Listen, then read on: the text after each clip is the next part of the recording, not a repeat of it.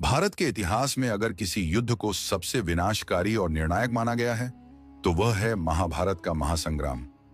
यह युद्ध मात्र एक सत्ता के लिए नहीं बल्कि धर्म और अधर्म के बीच एक महान टकराव था। अनगिनत योद्धाओं ने इसमें अपने प्राण न्यौछावर किए। प्रसिद्ध खगोल शास्त्री और गणितज्ञ महान आर्यभट्ट के अनुसार यह युद्ध 3137 ईसा पूर्व में लड़ा गया था। 18 दिनों तक चले इस महायुद्ध में हर दिन एक नई गाथा, एक नई त्रासदी और एक नई वीर गाथा सामने आई। योगेश्वर श्री कृष्ण ने इस युद्ध में केवल सारथी बनकर ही नहीं बल्कि धर्म के संरक्षक के रूप में महत्वपूर्ण भूमिका निभाई। इस वीडियो में हम आपको लेकर चलेंगे महाभारत के हर दिन की घटना की ओर।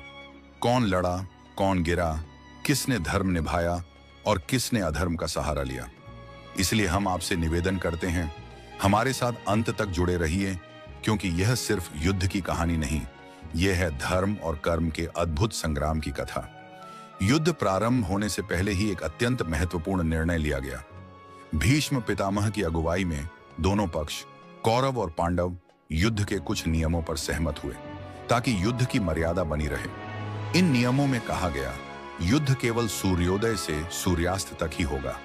समान स्तर के योद्धा ही एक दूसरे से युद्ध करेंगे, रथी रथी से, गज पर सवार गज सवार से और पैदल योद्धा पैदल से। जो योद्धा शरण में आ जाए या निहत्था हो जाए उस पर वार नहीं किया जाएगा। सेवकों और शरणागतों पर किसी प्रकार का आक्रमण वर्जित होगा और सबसे महत्वपूर्ण बात, एक योद्धा के साथ एक ही योद्धा युद्ध करेगा। ये नियम दर्शाते हैं कि महाभारत एक युद्ध नहीं था बल्कि एक धर्म युद्ध था, जहां नैतिकता को भी उतना ही महत्व दिया गया जितना विजय को। अब आरंभ होता है महाभारत युद्ध का प्रथम दिवस। एक ऐसा दिन जो केवल तलवारों की टकराहट नहीं बल्कि अंतरात्मा की पुकार भी लेकर आया।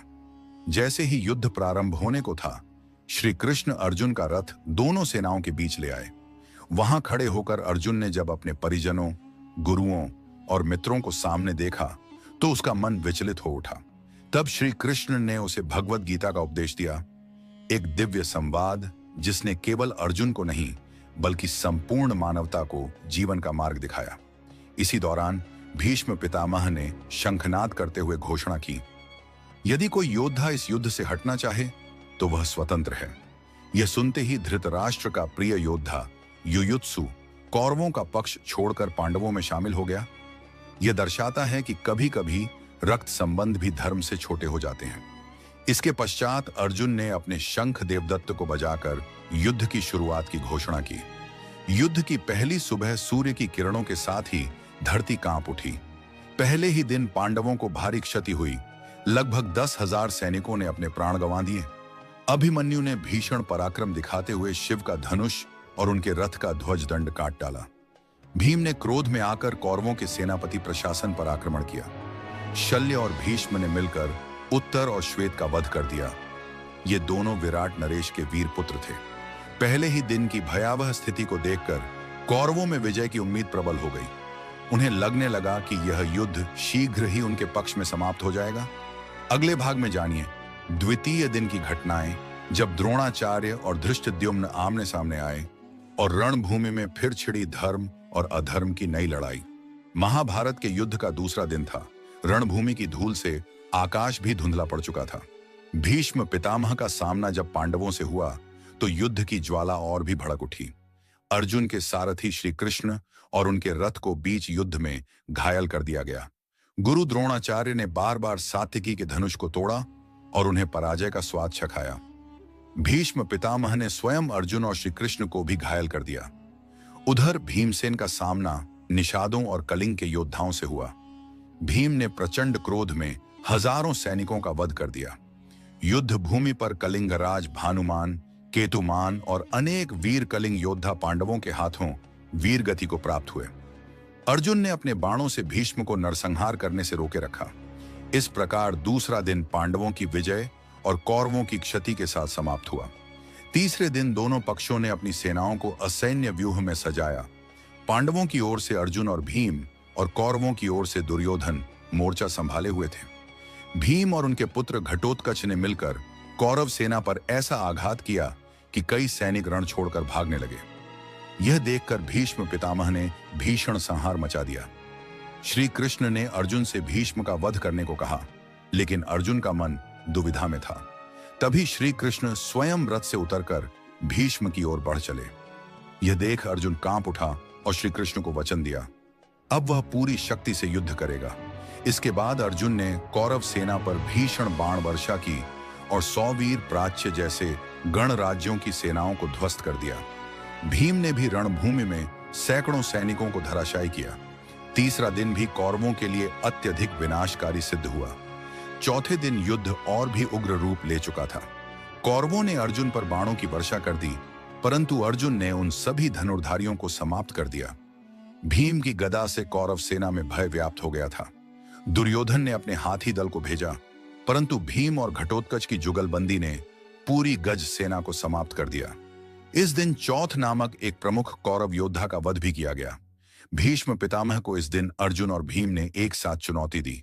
यद्यपि वे वृद्ध थे, परंतु उनका शौर्य अभी भी अडिग था। पांचवें दिन युद्ध ने विकराल रूप धारण कर लिया। भीष्म पितामह ने पांडव सेना में हाहाकार मचा दिया। दोनों पक्षों के असंख्य सैनिकों का रक्त भूमि को रंगने लगा। अर्जुन और भीम ने मिलकर भीष्म को रोकने का प्रयास किया। सात्यकी ने द्रोणाचार्य का सामना किया, परंतु अंततः भीष्म की अग्निज्वाला जैसे बाणों ने सात्यकी को युद्ध भूमि से पीछे हटने पर मजबूर कर दिया। इस दिन सात्यकी के 10 पुत्रों ने रणभूमि में वीरगति पाई। यह दिन पांडवों के लिए अत्यंत पीड़ा और त्याग का दिन था। छठे दिन फिर से दोनों पक्षों ने अपनी सेनाओं को सजाया। पांडवों की ओर से मगर नामक व्यूह और कौरवों की ओर से क्रंच नामक व्यूह रचा गया। व्यूहों की टकराहट से रणभूमि थर्रा उठी। दुर्योधन ने अपनी सेना की हानि को देख और भी क्रूर रणनीतियां अपनाई। इस दिन भीषण युद्ध के दृश्य ने युद्ध के देवताओं तक को सन्न कर दिया। भीष्म पितामह के नेतृत्व में युद्ध लगातार तीव्र होता जा रहा था। दुर्योधन बार बार क्रोध से भर उठता, परंतु भीष्म उसे धैर्य और नीति का पाठ पढ़ाते रहते। 7वें दिन की संध्या तक भीष्म ने पांचालों की सेना पर ऐसा प्रहार किया कि रणभूमि रक्त रंजित हो उठी। 7वें दिन के आरंभ में दोनों पक्षों ने अपनी अपनी सेनाओं को एक नई रणनीति के तहत सजाया। पांडवों ने वज्रव्यूह की रचना की, जो आक्रामक और अपराजेय था। वहीं कौरवों ने मंडलाकार व्यूह रचा, जो रक्षात्मक था परंतु चतुराई से भरा हुआ। इस व्यूह में हाथियों को रथों द्वारा, रथों को घुड़सवारों द्वारा और धनुर्धारियों को पैदल सैनिकों द्वारा संरक्षित किया गया था। इस जटिल व्यूह के केंद्र में स्वयं दुर्योधन स्थित था, पूर्ण सुरक्षा के घेरे में। परंतु जब अर्जुन ने गांडीव उठाया तो वह व्यूह भी कांप उठा। उसकी बाणों की वर्षा से कौरवों की सेना में त्राही त्राही मच गई।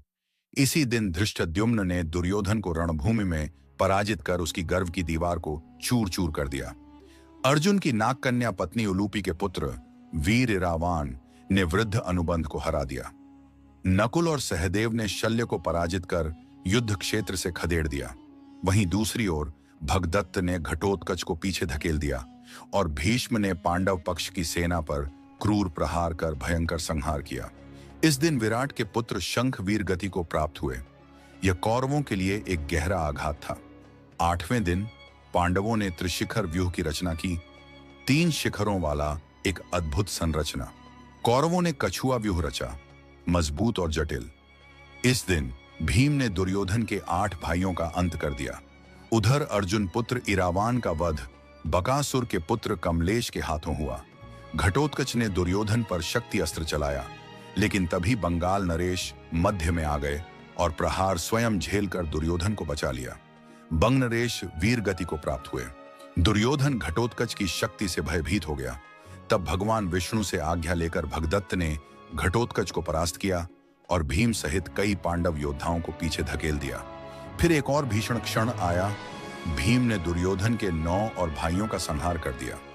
इस प्रकार 8वें दिन धृतराष्ट्र के कुल 17 पुत्र मारे गए। दोनों पक्षों को भारी क्षति हुई, परंतु कौरवों की हानि कहीं अधिक थी। युद्ध की विभीषिका दिन ब दिन बढ़ती जा रही थी। 9वां दिन रक्त और प्रतिज्ञाओं का दिन। इस दिन दुर्योधन ने भीष्म से आग्रह किया कि कर्ण को युद्ध में बुलाया जाए। तब भीष्म ने वचन दिया, आज ऐसा युद्ध होगा कि स्वयं श्री कृष्ण को भी शस्त्र उठाना पड़ेगा। युद्ध आरंभ हुआ और भीष्म ने अर्जुन पर तीव्र बाणों की वर्षा की। अर्जुन घायल हुआ और श्री कृष्ण का धैर्य टूट गया। अपने वचन के विपरीत उन्होंने रथ का पहिया उठाया युद्ध क्षेत्र में प्रलय लाने के लिए। परंतु यह श्री कृष्ण की लीला थी। उन्होंने अर्जुन को उसकी असफलता का बोध कराया और यह दिखाया कि जब अधर्म सीमा लांघता है तो स्वयं भगवान को हस्तक्षेप करना पड़ता है। भीष्म का भयंकर प्रहार और पांडवों की चिंता। भीष्म पितामह के रथ को देखकर पांडवों की ओर से कई योद्धा उन पर टूट पड़े, लेकिन कुछ ही क्षणों में उनके प्रहार शांत पड़ गए। भीष्म की अग्नि जैसी बाणों की वर्षा ने पांडवों की सेना को बुरी तरह झुलसा दिया। नवम दिन पांडव पक्ष को भारी नुकसान उठाना पड़ा। असंख्य वीर रणभूमि में वीर गति को प्राप्त हुए। पांडवों की रणनीति और श्री कृष्ण की सलाह। 10वें दिन युद्ध की सुबह भय और निराशा की छाया पांडवों की छावनी में फैल चुकी थी। भगवान श्री कृष्ण ने पांडवों को सलाह दी कि अब भीष्म को शांत करने का उपाय खोजना होगा। तभी धर्मराज युधिष्ठिर, अर्जुन और अन्य पांडव भीष्म के पास जाकर उनके पतन का रहस्य जानना चाहते हैं। भीष्म, जिन्होंने जीवन भर धर्म का पालन किया, थोड़ी देर ध्यान में मग्न रहे और फिर उन्होंने वह गूढ़ रहस्य बताया। यदि शिखंडी को मेरी ओर युद्ध के लिए भेजा जाए तो मैं शस्त्र नहीं उठाऊंगा। शिखंडी का प्रवेश और भीष्म का पतन श्री कृष्ण की योजना के अनुसार शिखंडी को भीष्म के सामने लाया गया। शिखंडी को देखकर भीष्म ने अपने अस्त्र शस्त्र त्याग दिए। अर्जुन, जो उन्हें कभी चोट भी नहीं पहुंचाना चाहता था, ने भारी मन से अपने तीखे बाणों से भीष्म को बाणों की शैया पर लिटा दिया। भीष्म को अपने पिता शांतनु से इच्छा मृत्यु का वरदान प्राप्त था, इसलिए उन्होंने प्राण नहीं त्यागे और उत्तरायण के शुभ मुहूर्त की प्रतीक्षा करने लगे। सेनापति का परिवर्तन और द्रोण की नियुक्ति 10वें दिन की समाप्ति के साथ कौरवों ने अपना एक महान योद्धा खो दिया। 11वें दिन कर्ण के सुझाव पर आचार्य द्रोण को कौरव सेना का नया सेनापति बनाया गया। दुर्योधन और शकुनी ने मिलकर यह योजना बनाई कि यदि युधिष्ठिर को बंदी बना लिया जाए तो युद्ध वहीं समाप्त हो सकता है। अर्जुन की तत्परता और युधिष्ठिर की रक्षा। दिन के अंत में जब द्रोण ने युधिष्ठिर को पराजित कर बंदी बनाने के लिए आगे बढ़े, तभी अर्जुन ने वज्र की गति से बाणों की वर्षा कर दी। युधिष्ठिर को सुरक्षित बाहर निकाल लिया गया। इस दिन भीषण युद्ध हुआ। कर्ण, शल्य, शकुनी, सहदेव और अर्जुन के मध्य संघर्ष देखा गया।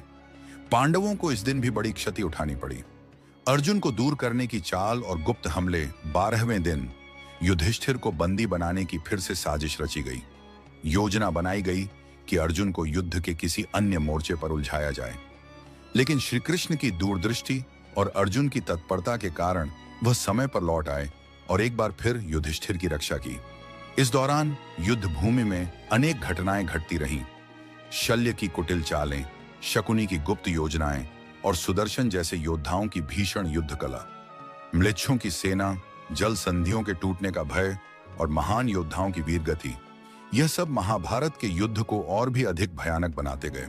भूरिश्रवा, जो कौरवों की ओर से एक महान योद्धा था, हर बार सात्यकी को युद्ध भूमि में पराजित करता रहा, लेकिन हर बार श्री कृष्ण और अर्जुन उसकी रक्षा के लिए ढाल बनकर सामने आते।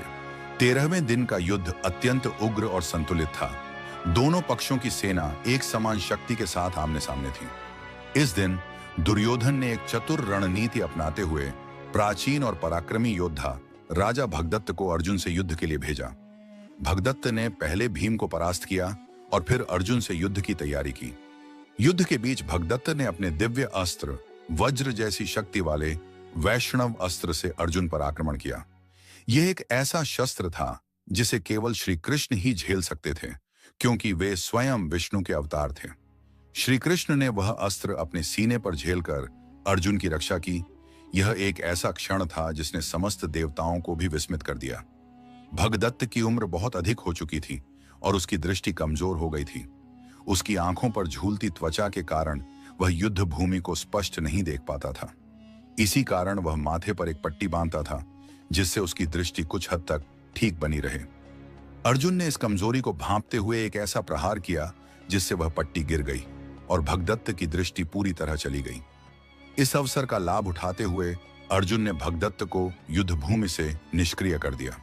उसी दिन कौरवों ने एक अत्यंत गूढ़ और रणनीतिक सैन्य संरचना चक्रव्यूह की रचना की। यह चक्रव्यूह विशेष रूप से युधिष्ठिर को पकड़ने के लिए बनाया गया था, लेकिन इस जटिल युद्ध संरचना को तोड़ने का रहस्य केवल अभिमन्यु को ज्ञात था। दुर्भाग्यवश अभिमन्यु को यह ज्ञान नहीं था कि इससे बाहर कैसे निकला जाए। जब युधिष्ठिर, भीम और अन्य योद्धा चक्रव्यूह के द्वार तक पहुंचे, जयद्रथ ने उन्हें रोक लिया। कौरवों की योजना के अनुसार केवल अभिमन्यु भीतर प्रवेश कर पाया। चक्रव्यूह के भीतर अभिमन्यु अकेला पड़ गया और कौरवों के 7 महारथी जयद्रथ, अश्वत्थामा, कर्ण, लक्ष्मण, दुर्योधन, शकुनी और कृपाचार्य सबने मिलकर उस पर एक साथ आक्रमण किया। अभिमन्यु ने वीरता से युद्ध किया, परंतु अंत में छल और अन्याय के सामने वह वीर गति को प्राप्त हुआ। जब अर्जुन को अपने पुत्र की इस क्रूर मृत्यु का समाचार मिला तो उनका हृदय विदीर्ण हो उठा। उन्होंने प्रतिज्ञा ली, यदि मैं कल सूर्यास्त से पहले जयद्रथ का वध नहीं कर पाया तो अग्नि समाधि लेकर अपना जीवन त्याग दूंगा। यह प्रतिज्ञा युद्ध भूमि में बिजली की तरह गूंज उठी। पांडवों की ओर से यह प्रतिज्ञा युद्ध का रुख बदलने वाली थी, परंतु अभिमन्यु की मृत्यु एक अपूरणीय क्षति थी। कौरव पक्ष प्रसन्न था। वे जानते थे कि जयद्रथ को सूर्यास्त तक छिपा लेना अर्जुन को मृत्यु की ओर ले जा सकता है। दुर्योधन ने जयद्रथ को युद्ध की सबसे पिछली पंक्ति में छिपा दिया और कड़ी सुरक्षा में रखा।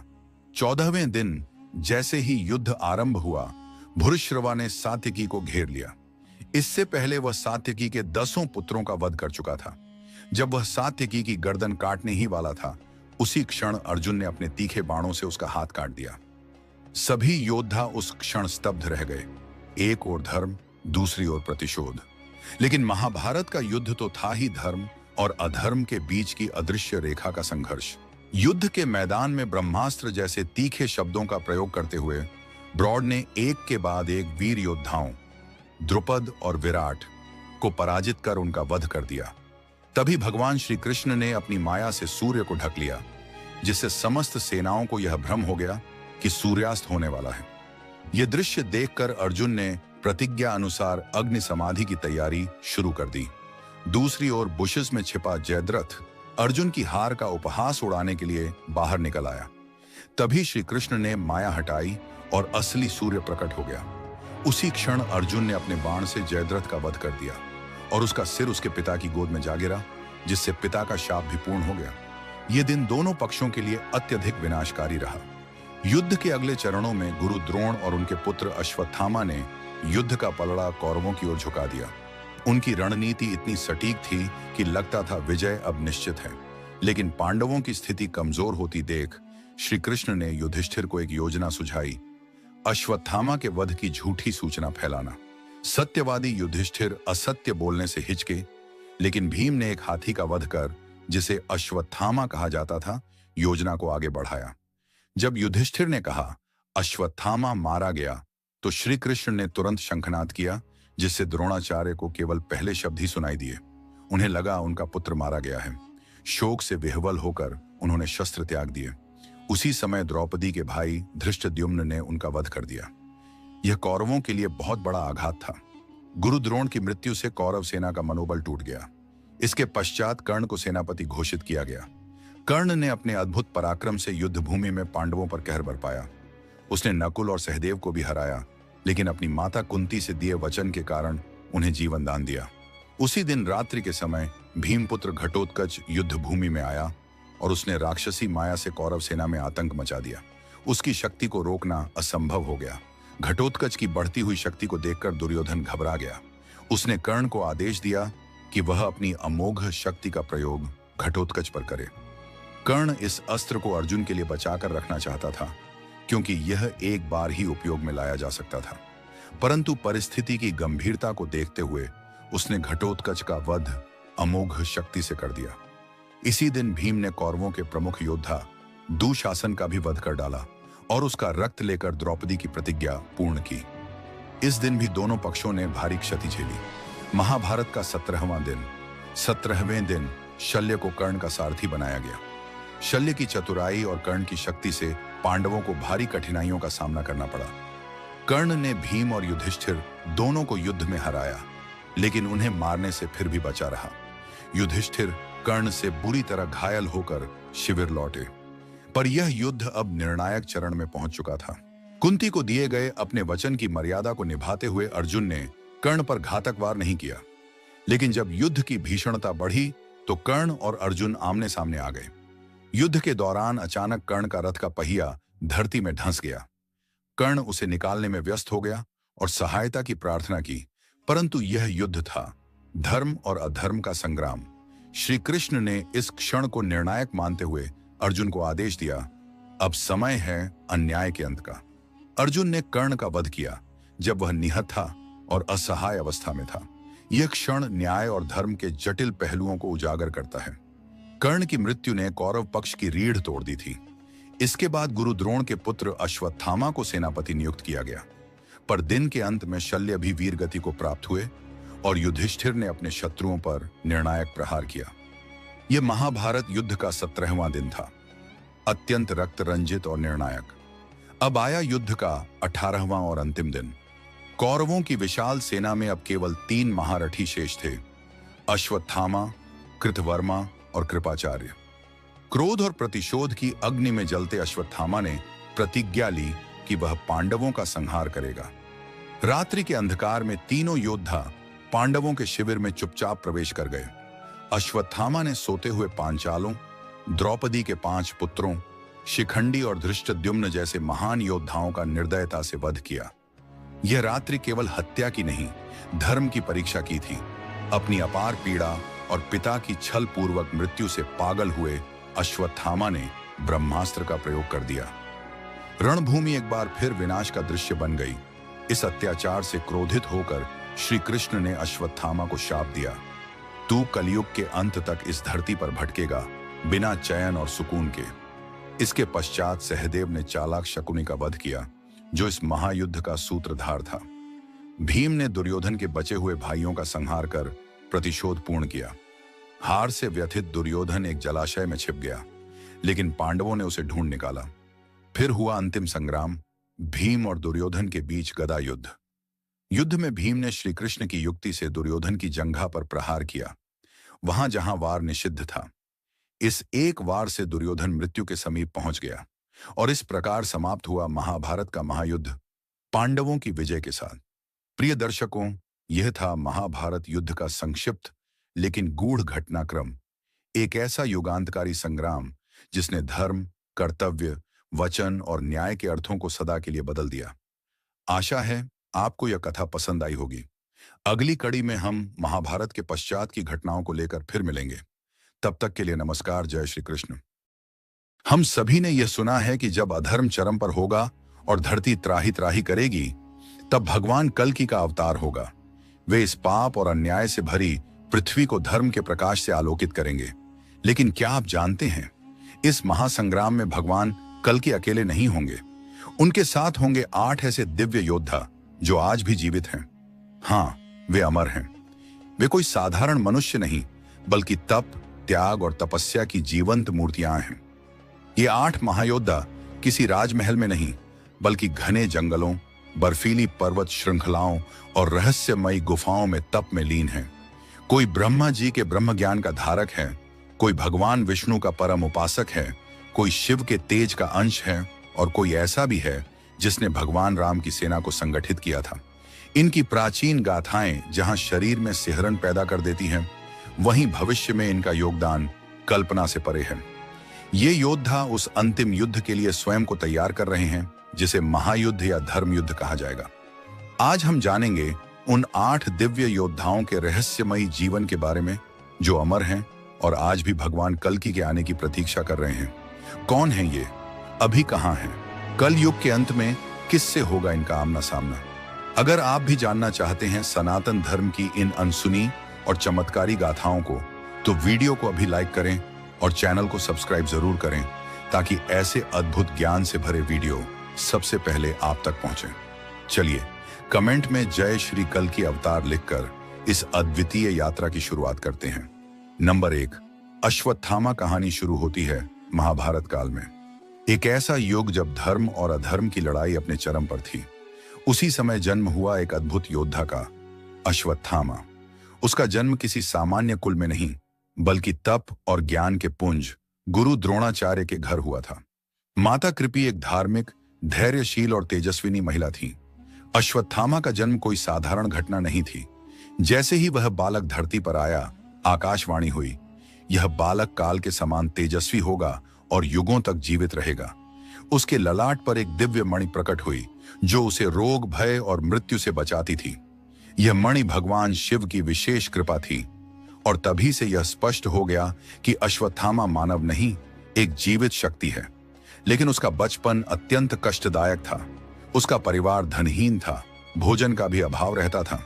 एक दिन जब अश्वत्थामा ने अपने साथियों को दूध पीते देखा तो मासूम मन ने भी दूध की इच्छा प्रकट की। लेकिन घर में दूध तो दूर, पानी तक सीमित था। माता कृपी की आंखों में आंसू थे, लेकिन उन्होंने अपने पुत्र को सांत्वना दी। तू साधारण नहीं है पुत्र, तुझ में संपूर्ण युगों को बदलने की शक्ति है।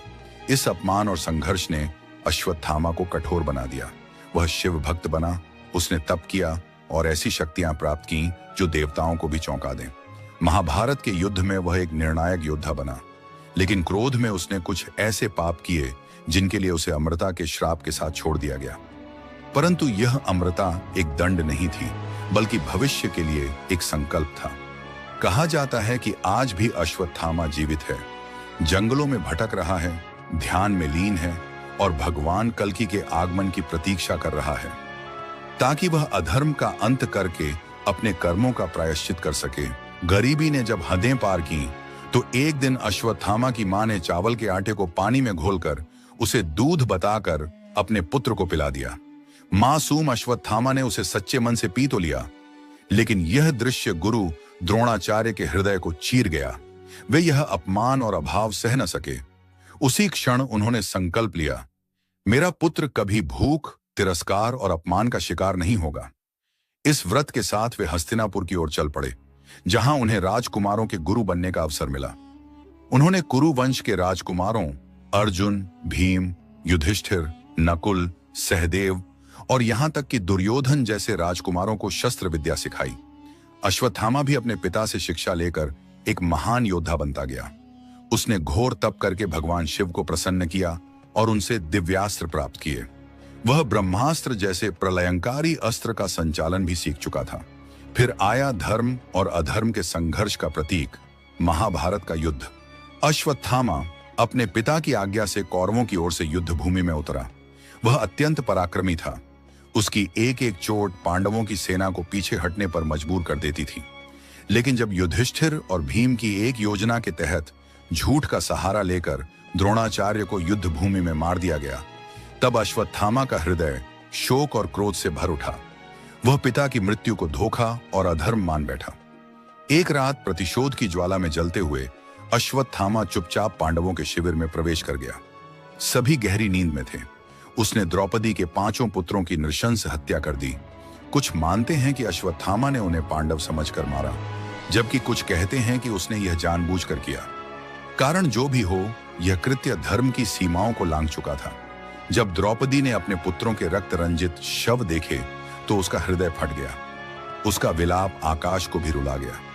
पांडव शोक से टूट गए। अर्जुन ने प्रतिज्ञा की, मैं अश्वत्थामा को जीवित पकड़कर लाऊंगा। अर्जुन ने अश्वत्थामा का सामना किया। दोनों महायोद्धाओं के बीच घोर युद्ध हुआ। तब अश्वत्थामा ने ब्रह्मास्त्र चला दिया, वह अस्त्र जिसे छोड़ देने पर संसार संकट में पड़ सकता था। अर्जुन ने भी ब्रह्मास्त्र का प्रहार किया। 2 ब्रह्मास्त्रों की टक्कर से पृथ्वी कांप उठी। तब महर्षि व्यास और भगवान श्री कृष्ण वहां प्रकट हुए और दोनों से अपने अपने अस्त्र वापस लेने का आग्रह किया। अर्जुन ने संयम और ज्ञान से अपने अस्त्र को वापस बुला लिया, लेकिन अश्वत्थामा क्रोध में अंधा हो चुका था। उसने ब्रह्मास्त्र को उत्तरा के गर्भ में पल रहे अभिमन्यु के पुत्र परीक्षित की ओर मोड़ दिया। यह न केवल अधर्म था, बल्कि संपूर्ण मानवता के भविष्य पर प्रहार था। लेकिन श्री कृष्ण ने अपनी योग माया से गर्भस्थ परीक्षित की रक्षा की। इसके बाद भगवान श्री कृष्ण ने अश्वत्थामा को श्राप दिया, तू 3000 वर्षों तक इस पृथ्वी पर जीवित रहेगा। ना तुझे मृत्यु मिलेगी, ना चैन मिलेगा। तेरा शरीर सड़ता रहेगा, लेकिन प्राण नहीं निकलेंगे। तू भटकता रहेगा इस धरती पर, अपने ही पापों का बोझ उठाए। आज भी कहा जाता है कि अश्वत्थामा जीवित है, जंगलों में, एकांत में, पीड़ा से कराहता हुआ। वह बना है समय का प्रतीक, एक ऐसा योद्धा जिसकी शक्ति तो महान थी, लेकिन जिसने अधर्म का मार्ग चुनकर अमृता को भी श्राप बना लिया। तेरा शरीर मवाद और रक्त से सड़ता रहेगा, तुझसे कोई स्नेह नहीं करेगा, तू इस धरती पर अकेला पीड़ा में भटकता रहेगा, तुझे न शांति मिलेगी न विश्राम। ऐसा श्राप दिया था श्री कृष्ण ने अश्वत्थामा को। इसके बाद भगवान कृष्ण ने उसके ललाट से वह दिव्य मणि निकाल ली, जो उसकी समस्त शक्तियों का स्रोत थी। मणि के निकलते ही वह वीर योद्धा एक श्रापित और कष्टमय जीवन जीने को मजबूर हो गया। न मृत्यु उसे स्वीकारती है, न जीवन उसे अपनाता है। कहा जाता है कि अश्वत्थामा आज भी जीवित है। कुछ लोगों का विश्वास है कि वह मध्य प्रदेश के असीरगढ़ किले में आज भी निवास करता है। वहां के स्थानीय निवासी कहते हैं कि उन्होंने एक विचित्र आकृति को सुबह सुबह मंदिर में पूजा करते हुए देखा है, लेकिन वह किसी से बात नहीं करता और कोई उसका सामना नहीं कर पाता। दूसरी मान्यताओं के अनुसार वह हिमालय की बर्फीली कंदराओं में, गहन जंगलों में या निर्जन स्थलों पर भटकता रहता है। एक ऐसा जीव जो अमर होकर भी शापित है। पुराणों में लिखा है कि जब कलियुग का अंत निकट होगा और भगवान विष्णु कल की अवतार लेंगे, तब अश्वत्थामा उनके समक्ष आएगा। वह अंतिम धर्म युद्ध में भाग लेगा और अपने किए गए पापों का प्रायश्चित करेगा, तभी उसे मोक्ष की प्राप्ति होगी। तो दोस्तों, आपके अनुसार क्या अश्वत्थामा केवल बदले की आग में अंधा हुआ एक पुत्र था, या वह धर्म से भटका एक अपराधी? अपनी राय नीचे कमेंट में जरूर दें। अब बात करते हैं उस योद्धा की जिसे ब्राह्मण होते हुए भी क्षत्रिय धर्म निभाने पड़ा, भगवान परशुराम। ये उस युग की बात है जब पृथ्वी पर अधर्म बढ़ रहा था। राजा लोग अपनी सत्ता का दुरुपयोग कर रहे थे, प्रजा दुखी और त्रस्त थी। ऐसे समय में भगवान विष्णु ने छठे अवतार के रूप में जन्म लिया, परशुराम। उनका जन्म भृगुवंश के महर्षि जमदग्नि और माता रेणुका के घर हुआ। बचपन से ही वे तेजस्वी, साहसी और न्यायप्रिय थे। यद्यपि वे एक ब्राह्मण थे, लेकिन उनका स्वभाव एक योद्धा की तरह था। इसीलिए उन्हें ब्रह्म क्षत्रिय कहा जाता है। एक ऐसा वीर जो ब्राह्मण होते हुए भी युद्ध कला में निपुण था। उनका असली नाम था राम, लेकिन वे सदैव अपने साथ एक फरसा परशु रखते थे, जो उन्हें स्वयं भगवान शिव से प्राप्त हुआ था। इसी कारण वे परशुराम कहलाए, परशु धारण करने वाले राम। उन्होंने दिव्य अस्त्र शस्त्रों की शिक्षा स्वयं शिवजी से प्राप्त की थी। उन्होंने कठोर तपस्या की, शिव को प्रसन्न किया और ब्रह्मास्त्र, त्रिशूल, परशु जैसे अमोघ शस्त्र प्राप्त किए। उनका जीवन त्याग, तप और साधना से भरा हुआ था। लेकिन उनकी सबसे बड़ी परीक्षा तब आई जब एक अहंकारी राजा कार्तवीर्य अर्जुन ने उनके आश्रम पर आक्रमण कर दिया और उनके पिता की हत्या कर दी। यह सुनते ही परशुराम का हृदय आक्रोश से भर उठा। उन्होंने प्रतिज्ञा की, मैं इस पृथ्वी से अधर्म, अन्याय और घमंड के प्रतीकों को समाप्त कर दूंगा। जब तक सभी दुराचारी क्षत्रियों का अंत नहीं होता, तब तक मैं चैन से नहीं बैठूंगा। और फिर आरंभ हुआ एक ऐसा अभियान जिसमें परशुराम ने अकेले अपने परशु के बल पर पूरी पृथ्वी से 21 बार क्षत्रियों का संहार किया। उनकी कथा आज भी हमें सिखाती है धर्म के मार्ग से हटना कितना विनाशकारी हो सकता है। और एक ब्राह्मण में भी यदि आग सुलग उठे तो वह संपूर्ण युग की दिशा बदल सकता है। परशुराम जी का जीवन केवल एक योद्धा का नहीं, बल्कि धर्म के रक्षक का प्रतीक है। कहा जाता है कि उन्होंने धरती को 21 बार क्षत्रिय शासकों से मुक्त किया। यह कोई क्रोध या प्रतिशोध की भावना से नहीं किया गया था, बल्कि अत्याचार और अधर्म के विरुद्ध एक दिव्य न्याय था। हर बार जब पृथ्वी पर अधर्म बढ़ा, परशुराम जी ने प्रकट होकर अत्याचारी राजाओं का अंत किया। लेकिन इसके बाद उन्होंने किसी राजा की तरह राज्य नहीं किया। परशुराम जी ने वह संपूर्ण भूमि, संपत्ति और वैभव एक विशाल यज्ञ में ब्राह्मणों को दान कर दिया।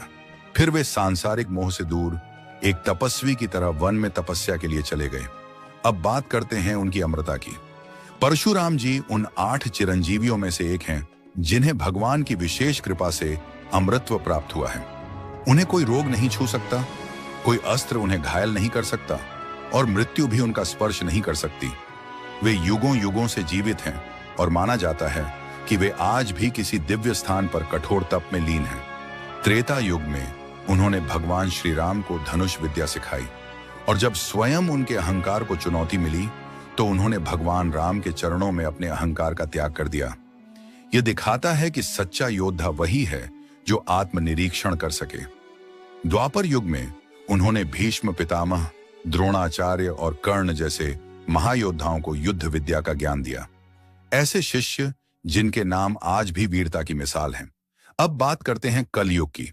पुराणों के अनुसार जब कलयुग अपने चरम पर पहुंचेगा, जब अधर्म, अन्याय और पाप चारों ओर हावी हो जाएंगे, तब भगवान विष्णु अपने अंतिम अवतार में प्रकट होंगे, भगवान कल्कि।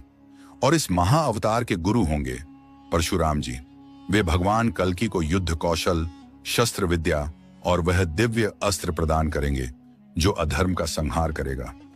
परशुराम जी का वर्तमान निवास स्थान रहस्य से घिरा है। कुछ कथाएं कहती हैं कि वे हिमालय की किसी रहस्यमयी गुफा में तपस्या कर रहे हैं, तो कुछ उन्हें केरल के समुद्र तट के पास परशुराम क्षेत्र में स्थित मानते हैं। वह भूमि जो उन्होंने स्वयं समुद्र से निकाली थी। उनका जीवन हमें सिखाता है कि धर्म की रक्षा हेतु किया गया युद्ध भी एक पूजा के समान होता है, लेकिन साथ ही शक्ति का संतुलन और अहंकार पर विजय ही एक सच्चे योद्धा की पहचान होती है। परशुराम जी का चरित्र केवल इतिहास नहीं, एक प्रेरणा है। आत्मबल, त्याग और धर्मनिष्ठा की जीवंत मूर्ति। अगर आप भी भगवान परशुराम की इस दिव्य गाथा से प्रेरित हुए हैं तो कमेंट में जरूर लिखें, जय श्री परशुराम। इसके बाद कहानी आगे बढ़ती है कृपाचार्य की ओर। एक घना रहस्यमयी जंगल, और वहीं धरती पर जन्म लेते हैं दो दिव्य शिशु, एक पुत्र और एक पुत्री। न कोई आश्रय, न कोई रक्षक। वे मासूम नवजात प्रकृति की गोद में पड़े रहे। कुछ समय पश्चात हस्तिनापुर के प्रतापी राजा शंतनु शिकार की खोज में उसी वन में आए, लेकिन वहां का दृश्य देखकर वे चौंक उठे।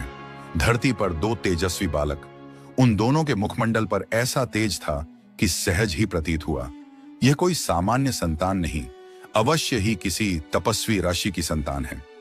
राजा शंतनु ने दोनों को स्नेहपूर्वक राजमहल ले जाकर उनका पालन पोषण करवाया। बाद में झात हुआ कि वे महान तपस्वी आर्षि शर्दवान की संतान हैं। पुत्र का नाम रखा गया कृप और पुत्री का नाम कृपी। कालांतर में कृप बने कृपाचार्य, वह नाम जिसे समय कभी भुला नहीं पाया। कृपाचार्य न केवल ब्राह्मण कुल में जन्मे एक मुनि थे, बल्कि वे एक महान योद्धा और उच्च कोटि के राजगुरु भी बने। उन्हें शस्त्र और शास्त्र दोनों का अपार ज्ञान प्राप्त था।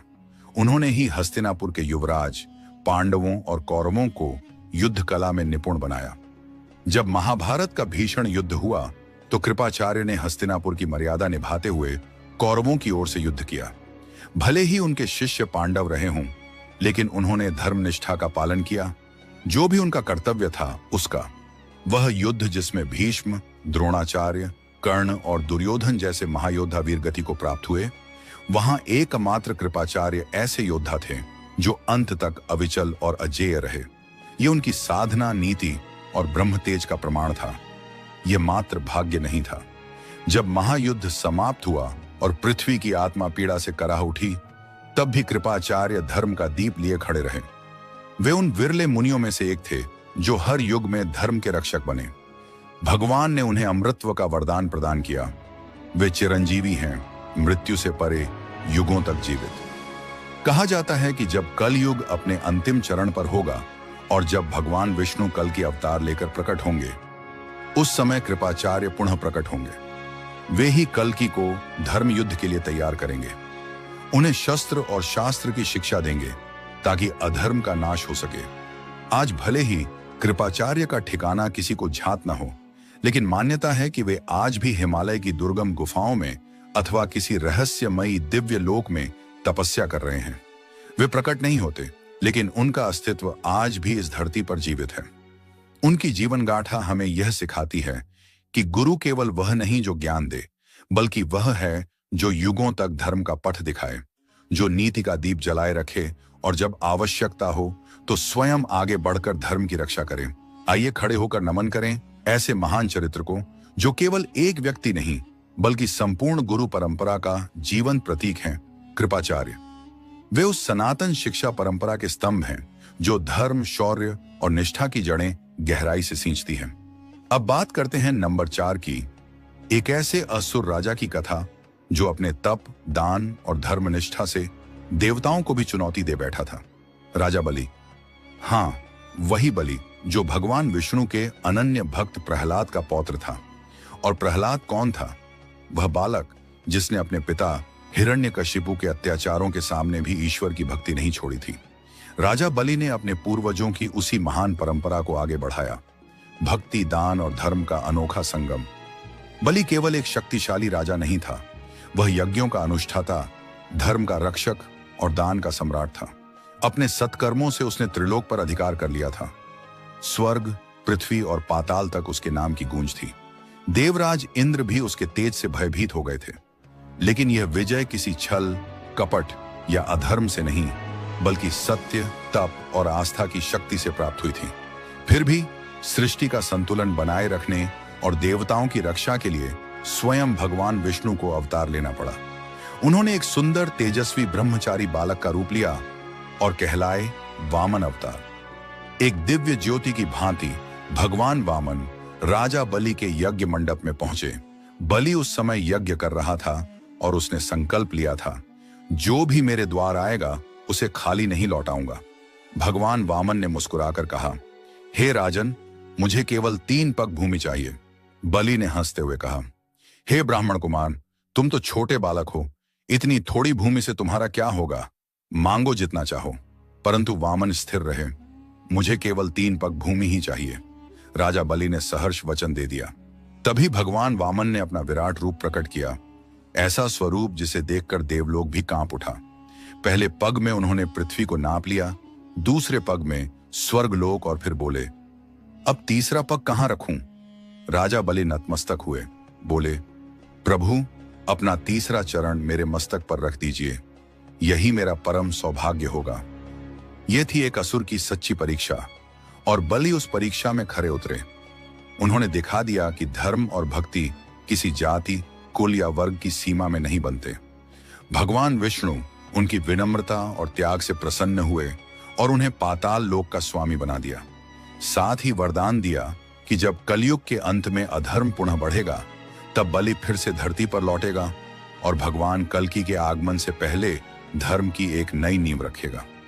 बलि की कथा हमें सिखाती है कि सच्चा बल बाहुबल में नहीं, बल्कि त्याग, सत्य और श्रद्धा में होता है। और एक असुर भी यदि सच्चे हृदय से ईश्वर को माने, तो वह देवताओं से भी श्रेष्ठ बन सकता है। वह समय आएगा जब राजा बलि पुनः प्रकट होंगे, धर्म की स्थापना में सहायक बनेंगे। उन्हें भगवान विष्णु से अमृता का आशीर्वाद प्राप्त है। आज भी वे पाताल लोक में जीवित हैं, जहां वे अपने भक्तों और अनुयायियों के साथ धर्म पूर्वक शासन कर रहे हैं। मान्यता है कि जब अधर्म अपनी सीमाएं लांघेगा, तब वही राजा बलि इस पृथ्वी पर पुनः अवतरित होंगे और एक नए धर्मयुग की नींव रखेंगे। दक्षिण भारत में ओणम का पर्व आज भी राजा बलि की स्मृति में धूमधाम से मनाया जाता है। कहा जाता है कि ओणम के दिन स्वयं राजा बलि धरती पर आते हैं, अपनी प्रजा का हाल जानने।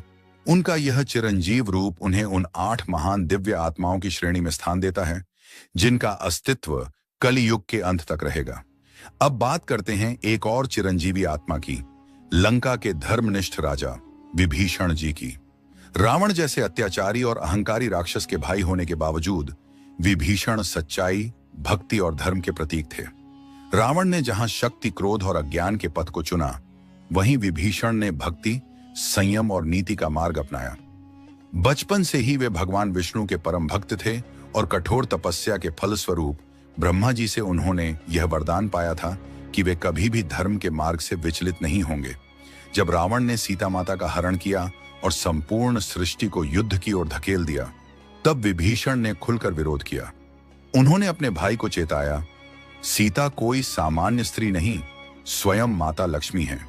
उन्हें लौट आओ और प्रभु श्री राम से क्षमा मांगो। परंतु रावण के अहंकार ने उसे अंधा कर दिया। उसने विभीषण को अपमानित करके अपनी सभा से निष्कासित कर दिया। और यहीं से शुरू होती है विभीषण की सच्ची परीक्षा। उन्होंने अपने कुल, अपने बंधु और पूरे राक्षस समाज को त्याग कर श्री राम की शरण ली। जब विभीषण राम की शरण में आए, तो कुछ वानर सेनापति सशंकित थे, कहीं यह कोई छल तो नहीं। लेकिन प्रभु श्री राम ने कहा, जो भी मेरी शरण में आता है वह मेरा है, चाहे वह शत्रु का भाई ही क्यों ना हो। राम ने उन्हें गले लगाया, सम्मान दिया और लंका युद्ध में उन्हें मुख्य रणनीतिक सलाहकार नियुक्त किया। विभीषण की बुद्धिमत्ता, नीतियों और लंका के अंदरूनी रहस्यों ने श्री राम की विजय में महत्वपूर्ण भूमिका निभाई। उन्होंने रावण की कमजोरियों को उजागर किया, उसकी सेनाओं की रणनीतियां बताईं और अंततः जब रावण मारा गया तो श्री राम ने विभीषण को लंका का नया राजा घोषित किया। विभीषण आज भी धर्म और निष्ठा के प्रतीक माने जाते हैं और उनकी अमरता उन्हें उन चिरंजीवियों में स्थान दिलाती है जिनकी उपस्थिति कलयुग के अंत तक इस ब्रह्मांड में बनी रहेगी। विभीषण की चिरंजीवता और धर्मराज्य लंका का सिंहासन जब विभीषण को मिला तो वह केवल एक सत्ता का हस्तांतरण नहीं था, यह धर्म की विजय का प्रतीक था। एक ऐसा निर्णय जिसमें एक भाई ने धर्म के लिए अपने ही कुल का विरोध किया। श्री राम के स्वधाम लौटने के बाद जब भगवान विष्णु अपने स्वरूप में बैकुंठ पधारे तब विभीषण ने संकल्प लिया कि वह लंका पर धर्म, न्याय और मर्यादा के साथ शासन करेगा। उन्होंने वचन दिया कि जब तक पृथ्वी पर श्री राम का नाम लिया जाता रहेगा तब तक वे उनकी सेवा में समर्पित रहेंगे। यही वचन उनकी अमरता का कारण बना। विभीषण आज भी जीवित हैं, चिरंजीवी हैं। यद्यपि वे सामान्य दृष्टि से अदृश्य हैं, परंतु साधक और तपस्वी आत्माओं को वे समय समय पर दर्शन देते हैं। ये मान्यता है कि कलयुग के अंत में जब भगवान विष्णु कल की अवतार लेकर अधर्म का नाश करने आएंगे तब विभीषण पुनः प्रकट होकर धर्म की स्थापना में उनका साथ देंगे।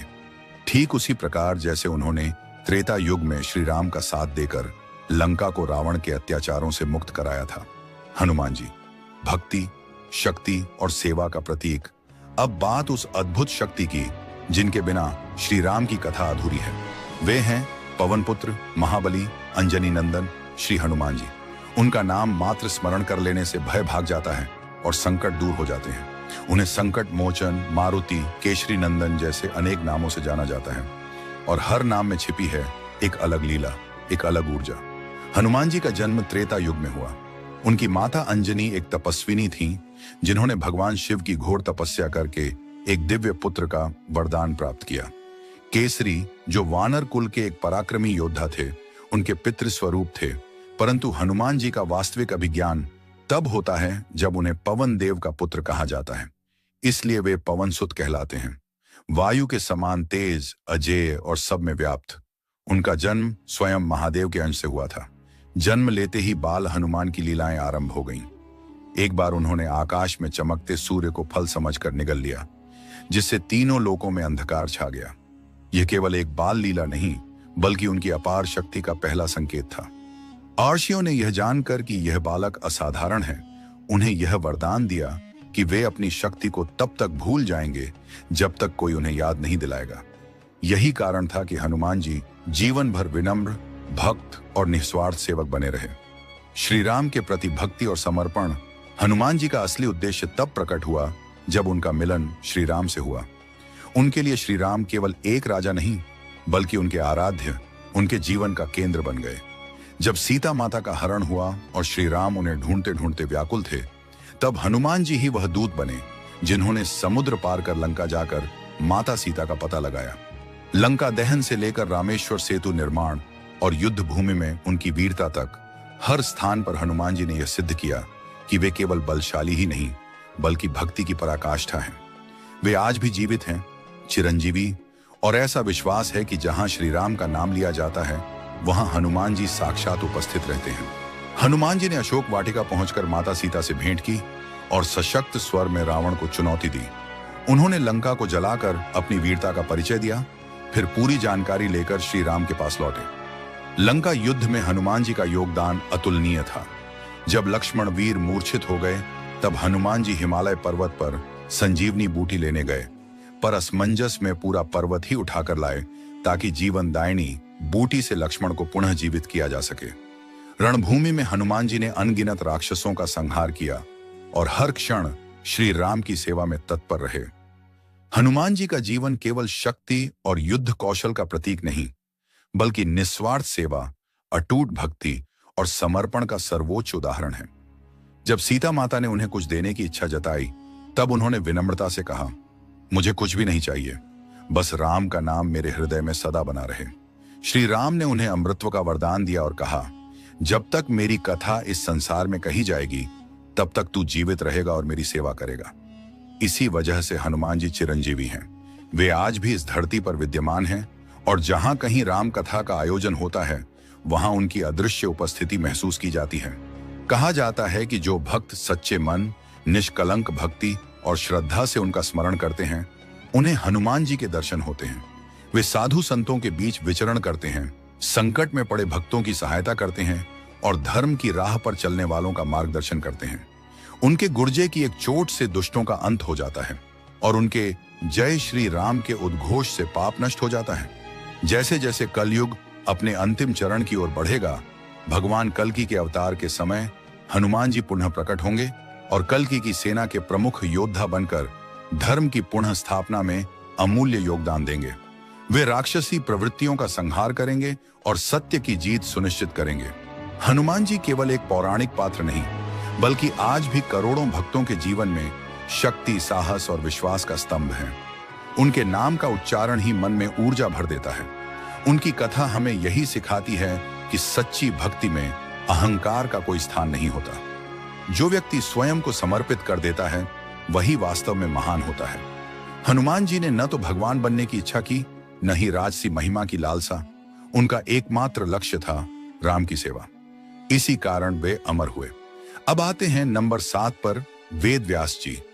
वेद व्यास जी का नाम सुनते ही श्रद्धा, ज्ञान और आध्यात्मिकता का प्रकाश मन में फैल जाता है। वे कोई साधारण आर्षि नहीं, बल्कि भगवान विष्णु के अंश अवतार माने जाते हैं। उनका जन्म द्वापर युग के अंतिम चरण में हुआ, जब धर्म के पतन के साथ पुनः पुनः धर्म की स्थापना की आवश्यकता थी। वेद व्यास जी ने महाभारत जैसे महान ग्रंथ की रचना की, जिसमें जीवन के गूढ़ रहस्य और धर्म का संदेश निहित है। उनकी ज्ञानवाणी आज भी मानवता के लिए मार्गदर्शक है। जब संसार की नींव हिलने लगी थी और वेदों का दिव्य ज्ञान धीरे धीरे समाप्ति की ओर बढ़ रहा था, तब एक ऐसे युग में जहां अज्ञानता और अंधकार का राज्य था, एक ज्योति समान व्यक्तित्व का जन्म हुआ, वेद व्यास जी। वेदों के रचयिता, जिन्होंने धर्म और ज्ञान की मशाल को जलाए रखा। आज भी वेद व्यास जी हिमालय की एक रहस्यमय गुफा में ध्यान मग्न हैं, मौन होकर विश्व को देखते हैं। वे केवल साधक ही नहीं, बल्कि धर्म के सच्चे प्रहरी हैं, जो समय समय पर योग्य जनों को दर्शन देते हैं, मार्ग दिखाते हैं और जब भी धर्म संकट में होता है, प्रकट होकर उसकी रक्षा करते हैं। कहते हैं कि कलयुग के अंत में जब भगवान कल्कि का अवतरण होगा, वेद व्यास जी पुनः प्रकट होंगे। वे कल्कि को धर्म और शास्त्रों का ज्ञान देंगे, धर्म स्थापना का दायित्व सौंपेंगे और उसी प्रकार मार्गदर्शन करेंगे जैसे वे द्वापर युग में करते थे और आज भी करते हैं। अब बात करते हैं नंबर 8 पर स्थित चिरंजीवी महर्षि मार्कंडेय की। उनके नाम से ही एक दिव्य बालक की छवि उभरती है, तेजस्वी, गहरी आंखों वाला, ध्यान मग्न और परम पवित्र। लेकिन महर्षि मार्कंडेय की कहानी केवल एक अरष्य की नहीं, बल्कि मृत्यु को हराकर अमृतत्व को प्राप्त करने वाले तपस्वी की है। उस महान तपस्या का फल जिसने उन्हें मृत्यु से भी ऊपर उठा दिया। आज भी वे संसार में विचरण करते हैं, साधकों को मार्गदर्शन देते हैं और संकट के समय सच्चे हृदय से शिव का स्मरण करने वाले भक्तों की रक्षा करते हैं। माना जाता है कि कलयुग के अंत में जब अधर्म अपने चरम पर होगा, भगवान कल्कि अवतरित होंगे, तब महर्षि मार्कंडेय भी प्रकट होकर उन्हें ब्रह्म ज्ञान, प्रलय के रहस्य और धर्म की रक्षा का मार्ग दिखाएंगे। ये 8 चिरंजीवियों की कथा केवल पुरानी कहानियां नहीं है, बल्कि ये आत्मा की अपार शक्ति का प्रमाण है। ये सिखाते हैं कि जब मनुष्य सच्चे मन से धर्म, भक्ति और सत्य के मार्ग पर चलता है, तो वह भी अमृतत्व की छाया में आ सकता है। कल्पना कीजिए, जब कल्कि अवतरण होगा, ये सभी चिरंजीवी अपनी तपस्या, ज्ञान और शक्ति के साथ उनके साथ खड़े होंगे और तभी एक नया युग शुरू होगा, सत्य युग, जहां केवल धर्म और न्याय का राज होगा। तो दोस्तों, ये वीडियो केवल एक कहानी नहीं, बल्कि धर्म के अमर प्रहरी की अद्भुत यात्रा है। अगर आपको यह यात्रा प्रेरणादायक लगी हो, तो इसे औरों तक जरूर पहुंचाएं, क्योंकि जहां धर्म है वहीं भगवान है और जहां भगवान है वहीं सच्चा कल्याण है। जय श्री राम, जय सनातन धर्म। राजस्थान की वीर भूमि, जहां की रेत भी इतिहास की गाथाएं बयां करती हैं, वहीं पर स्थित है एक दिव्य स्थल, खाटू श्याम जी का मंदिर। यह केवल एक धार्मिक स्थान नहीं, बल्कि आस्था, रहस्य और चमत्कारों का संगम है। सीकर जिले की पावन धरा पर बसा यह मंदिर हर साल लाखों श्रद्धालुओं को अपनी ओर खींचता है। खाटू श्याम, जिन्हें हारे का सहारा कहा जाता है, वे केवल भक्तों के देव नहीं बल्कि एक ऐसी दिव्य सत्ता है जिनकी कथा महाभारत काल से आरंभ होती है। क्या आप जानते हैं कि यह मंदिर किसी साधारण देवता का नहीं बल्कि एक महान योद्धा बर्बरीक का प्रतीक है, जिन्होंने अपनी महानता से भगवान का दर्जा प्राप्त किया। बर्बरीक महाबली भीम का पौत्र और घटोत्कच का पुत्र, एक ऐसा वीर जिसने कुरुक्षेत्र के युद्ध में भाग लेने का संकल्प लिया था, लेकिन भगवान श्री कृष्ण ने उसकी परीक्षा ली। जब बर्बरीक ने बताया कि वह केवल हारने वाले पक्ष का साथ देगा, तो श्री कृष्ण को युद्ध की दिशा बदलने का आभास हुआ। तब उन्होंने उससे उसका शीश मांग लिया। बर्बरीक ने बिना झिझक अपने गुरु को शीश अर्पण कर दिया। उसी शीश को खाटू में दफनाया गया और वर्षों बाद वही स्थान बना, खाटू श्याम का मंदिर। यह मंदिर केवल एक संरचना नहीं बल्कि त्याग, भक्ति और श्री कृष्ण के आशीर्वाद का प्रतीक है। मंदिर का गर्भगृह, जहां श्याम बाबा की प्रतिमा विराजमान है, वह मूर्ति एक रहस्यमय कुएं श्याम कुंड से प्राप्त हुई थी। इस कुंड के जल को अमृत तुल्य माना जाता है। कहा जाता है कि इसका स्पर्श मात्र भी व्यक्ति के समस्त पापों का क्षय कर देता है। लेकिन आज तक कोई नहीं जान पाया कि इस कुंड में जल आता कहां से है। क्या यह कोई भूमिगत धारा है या किसी दैवीय शक्ति का चमत्कार? यहां एक विशेष परंपरा निभाई जाती है, निशान चढ़ाने की। यह निशान किसी साधारण ध्वज का प्रतीक नहीं बल्कि भक्त की आस्था, संयम और नियम का प्रमाण होता है। जो भक्त पूरी श्रद्धा और नियम से यह निशान चढ़ाते हैं, उनकी हर मनोकामना श्याम बाबा पूर्ण करते हैं। हजारों भक्तों के अनुभव बताते हैं कि जिन इच्छाओं को उन्होंने वर्षों तक मन में रखा, वे खाटू श्याम के दरबार में साकार हो गईं। परंतु खाटू श्याम मंदिर का सबसे रहस्यमय पहलू एक प्राचीन शिवलिंग से जुड़ा है, जो मंदिर परिसर से कुछ दूरी पर स्थित है। किंवदंती है कि जब मुगल सम्राट औरंगजेब ने मंदिर को नष्ट करने का आदेश दिया, तो श्याम बाबा ने अपने चमत्कार से पूरे क्षेत्र को ढक दिया। आक्रमणकारी अंधकार में रास्ता भटक गए और मंदिर को नुकसान नहीं पहुंचा सका। यही नहीं, पास के शिवलिंग से दिव्य प्रकाश की किरणें निकली, जिसने औरंगजेब के सैनिकों को भयभीत कर दिया। जब एक अहंकारी व्यक्ति ने शिवलिंग को नष्ट करने की कोशिश की, तो कुछ ऐसा घटा जिसने उसकी आत्मा तक को झकझोर कर रख दिया। उसकी आंखों के सामने एक दिव्य चमत्कार घटा, जिसने उसे जीवन भर के लिए बदल दिया। इसी तरह खाटू श्याम जी के दर्शन के दौरान भी कुछ अद्भुत अनुभव होते हैं। बाबा के दरबार में आने वाले हजारों श्रद्धालु अक्सर एक रहस्यमयी अनुभूति का वर्णन करते हैं। कोई कहता है कि बाबा ने उसे स्वप्न में दर्शन दिए, तो कोई बताता है कि वहां उसे अपने जीवन की सबसे जटिल समस्या का समाधान मिला। इन सभी अनुभवों में एक बात समान होती है, एक अलौकिक शक्ति की उपस्थिति, जो खाटू श्याम मंदिर को सिर्फ एक तीर्थ नहीं बल्कि एक चमत्कारी अनुभव बना देती है। इस मंदिर की दिव्यता की गूंज न केवल भारत में बल्कि विदेशों तक सुनाई देती है। अमेरिका, इंग्लैंड और ऑस्ट्रेलिया जैसे देशों से भी भक्त हर वर्ष निशान यात्रा में भाग लेने भारत आते हैं। यह श्रद्धा की वह डोर है जो न जाति देखती है, न धर्म और न ही देश। यहां आने के लिए सिर्फ एक चीज चाहिए, निस्वार्थ भक्ति और विश्वास। तो क्या आप तैयार हैं इस पावन मंदिर के उन रहस्यों से पर्दा हटाने के लिए जो सदियों से अज्ञात हैं? यदि हां, तो जुड़िए हमारे साथ इस विशेष डॉक्यूमेंट्री में, जहां हम आपको ले चलेंगे खाटू नगरी की उन गलियों में जहां इतिहास, रहस्य और आस्था एक साथ सांस लेते हैं। यह सिर्फ एक यात्रा नहीं बल्कि आत्मा को छू लेने वाला अनुभव होगा, क्योंकि खाटू श्याम जी केवल एक देवता नहीं बल्कि एक जीवंत चमत्कार है।